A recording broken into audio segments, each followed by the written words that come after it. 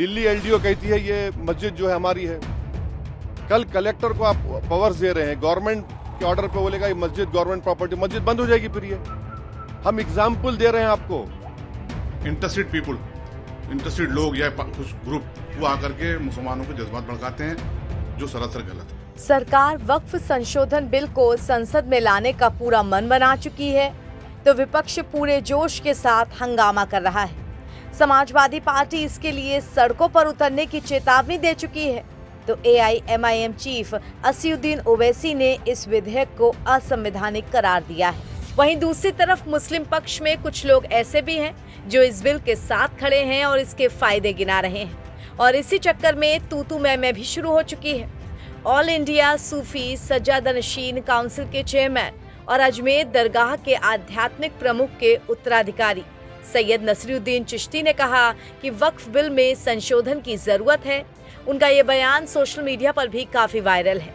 पिछले कुछ दिनों में जो बयान देखने में आए हैं कि लोगों को ये जज्बाती तकरीर करके बताया जा रहा है कि आपकी मस्जिद छीन जाएंगी, दरगाहें छीन जाएंगी, इमाम बाड़े छीन जाएंगे, ये बातें सरासर गलत है। देखिए, डेमोक्रेसी में पक्ष विपक्ष, सहमति असहमति एक डेमोक्रेसी का पार्ट है, और कोई संवैधानिक तरीके से अगर प्रोटेस्ट भी करते हैं तो उनको अधिकार है, करें, कोई इशू नहीं।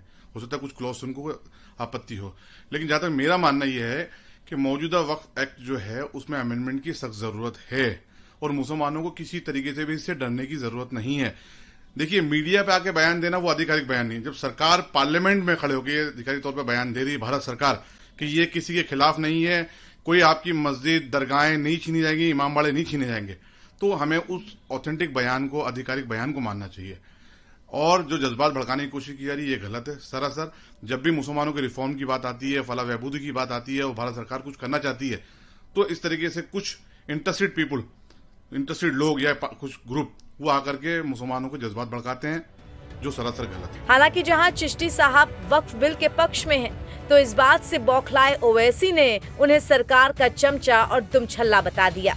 एक सर्वे कमिश्नर जो स्टेट गवर्नमेंट में कलेक्टर से सीनियर होता है, वो सर्वे करता है, ऑब्जेक्शन कॉल फॉर करता है, उसके बाद रिपोर्ट देता है चीफ सेक्रेटरी को, और चीफ सेक्रेटरी उस बुनियाद पर एक गजेट नोटिफिकेशन इशू करते हैं, और उस बुनियाद पर, गजेट नोटिफिकेशन की बुनियाद पर वो प्रॉपर्टी वक्फ कहलाती है। अब आप ये कह रहे हैं कि कोई प्रॉपर्टी वक्फ डिक्लेयर करते? क्या उत्तर प्रदेश में जितने गजेट नोटिफिकेशन है, चाहे सुन्नी वक्फ बोर्ड के हो, शिया वक्फ बोर्ड के हो, उनको मानना चाहिए ना। गवर्नमेंट तो आती जाती रहती है, गवर्नमेंट हमेशा कंटिन्यूस फॉर्म में रहती है, पार्टीज पावर में नहीं रहती हैं। तो योगी आदित्यनाथ ये झूठ बोल रहे हैं, और ये चाहते ये हैं कि मस्जिद के झगड़े शुरू हो जाए, वहां पर कोई जाकर पिटीशन डाल दे सरकार को कि भाई यहां पर मस्जिद नहीं थी। इस बिल में मैं फिर से कह रहा हूं, इसमें पावर इतने हैं कि कलेक्टर अगर इंक्वायरी ऑर्डर करेगा किसी वक्फ प्रॉपर्टी की, तो इंक्वायरी खत्म ही नहीं करेगा कलेक्टर, और जब इंक्वायरी ऑर्डर करेगा तो वक्फ प्रॉपर्टी नहीं रहेगी। तो ये वक्फ की जायदादों को छीनने के लिए मोदी सरकार ये बिल को ला रही है। कोई वक्फ की प्रॉपर्टी का इसमें हिफाजत नहीं होगी, ना उसका रेवेन्यू में इजाफा होगा। आप 12 साल आप लिमिटेशन ना अप्लाई कर रहे हैं, क्यों अप्लाई कर रहे हैं लिमिटेशन? हिंदू धर्म के ऊपर लिमिटेशन ना अप्लाई नहीं होता, तो जो एनक्रोचर 12 साल से ओनर बन जाएगा, वो ओनर बन जाएगा ना। अब ये बताइए कौन सा काम कर रहे हैं आप कौन सा प्रॉपर्टी बचा रहे हैं? ये पार्लियामेंट सामने मस्जिद है, आप वक्फ बाय यूजर निकाल के कह रहे हैं कि डिस्प्यूट गवर्नमेंट होगा, डिस्प्यूट होगा, ये गवर्नमेंट प्रॉपर्टी होगी।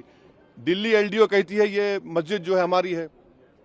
कल कलेक्टर को आप पावर्स दे रहे हैं, गवर्नमेंट के ऑर्डर पे बोलेगा ये मस्जिद गवर्नमेंट प्रॉपर्टी, मस्जिद बंद हो जाएगी फिर ये। हम एग्जाम्पल दे रहे हैं आपको। अब इसका गवर्नमेंट कैसा इसका रद्द करेगी? और फिर इनके जो चमचे हैं दुम छल्ले, एक अजमेर दरगाह के वो कौन है, वो दीवान का बेटा है। देखिए, ख्वाजा एक्ट के तहत वो दीवान गवर्नमेंट का एम्प्लॉय है, नौकर है वो गवर्नमेंट का, और आप लोग लिखते नहीं है, बोलते नहीं। उसको हर साल एक कोर्ट का, हाई कोर्ट की जजमेंट से उसको साल में 1.5 करोड़ रुपए मिलते हैं। वो बताए, वो दीवान का बेटा, कि भैया दीवान बताए कि कितना उन्होंने मुस्लिम महिलाओं के लिए, मुस्लिम बेवा महिलाओं के लिए, मुस्लिम यतीम बच्चों के लिए उन्होंने कौन सा मदद की। और उसका तो कोई वक्फ भी नहीं है। उनका कौन सा वक्फ है बताइए? उनका तो वक्फ ही नहीं है। अच्छा, आपके किरण रिजिजू हैं, वो बुद्धिस्ट हैं, क्या वो बिहार कैंटोनमेंट बोर्ड मेंबर बन सकते? नहीं बन सकते। वो बोध गया बन सकते, जबकि कॉन्स्टिट्यूशन में आर्टिकल 25 में बुद्धिस्ट का डेफिनेशन भी हिंदू में आता है, मगर बिहार कैंटोनमेंट बोर्ड में लिखा सिर्फ हिंदू, सिख भी नहीं बन सकता, सिख भी हिंदू होता है इलीगली और बुद्धिस्ट भी होता है, वो अपने मेंबर नहीं बन सकते। तो अब यहाँ पर लाके आप नॉन मुस्लिम को ला रहे हैं, क्यों ला रहे हैं? ताकि नॉन मुस्लिम ज्यादा हो जाए स्टेट वक्फ बोर्ड में, उसके बाद आप वक्फ बाय यूजर के निकाल रहे हैं कंडीशन के साथ, तो आप पूरा कब्जा कर लेंगे आप।